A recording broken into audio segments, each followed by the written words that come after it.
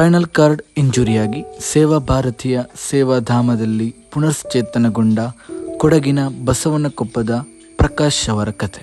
ನಾನು ನಮ್ಮ ತೋಟದಲ್ಲಿ ಕೆಲಸ ಮಾಡಬೇಕಾದ್ರೆ ಮರ ಕಡಿತಾ ಇದ್ದೆ.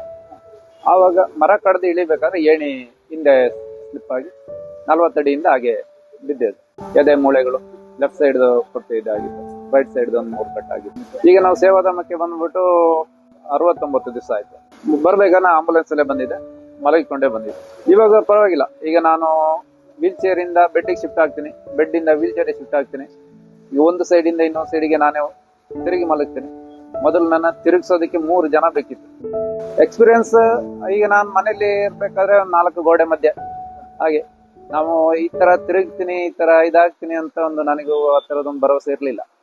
ಇವಾಗ ಇಲ್ಲಿಗೆ ಬಂದ ಮೇಲೆ ನಾನು ನನ್ನ ಮುಂದಿನ ಜೀವನ ಈ ತರ ಇದು ಮಾಡಬಹುದು ಅನ್ನೋ ಇದ್ರಲ್ಲಿ ಇದ್ದೀನಿ.